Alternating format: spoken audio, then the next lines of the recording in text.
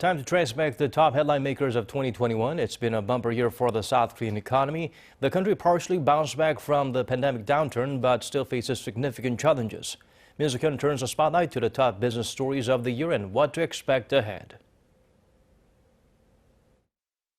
In 2021, with the rollout of COVID-19 vaccines, the world's economies started to open again.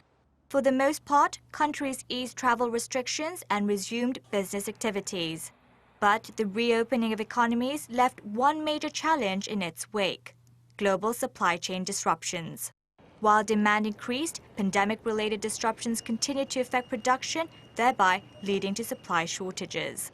On the sidelines of the G20 Summit this year, world leaders agreed to collectively address the crisis. Ending the pandemic is the ultimate key to unlocking the disruptions we're all contending with. But we have to take action now, together with our partners in the private sector, to reduce the backlogs that we're facing. The supply chain glitches have pushed up costs of key commodities, and consumers are feeling the pinch from higher prices. Because grocery shopping is so expensive, I'm trying to buy items that are cheaper. Compared to last year, prices have risen so much. I refuel my car once a week, and I feel it costs about 50,000 won more than last year. Consumer prices in January rose by only 0.6% on year. Now, latest data shows that consumer prices in November surged 3.7%, marking the biggest on-year jump in almost a decade. Inflationary pressures are not only building up in South Korea, but also in other parts of the world. Last month, U.S. consumer prices jumped by a staggering 6.8% from a year earlier, the highest in 39 years. Across the Eurozone, annual inflation surged to a record 4.9% in November, fueled by soaring energy prices.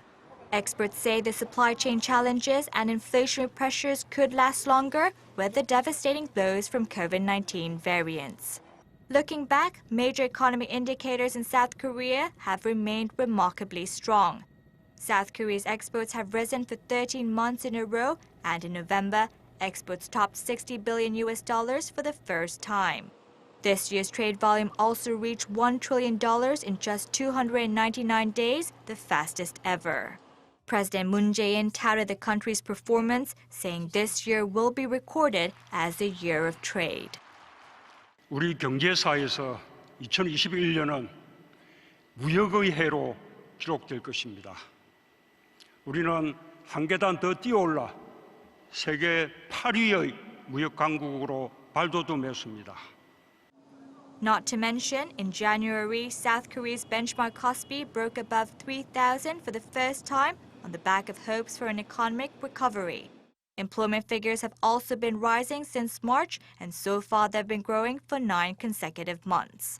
Going forward, the Finance Ministry expects South Korea's economy to grow 3.1% in 2022, following strong exports and a rebound in domestic demand. Private spending is projected to increase 3.8%, while exports are predicted to jump 2% to a record high of $656 billion. Suk-hyen, Arirang News.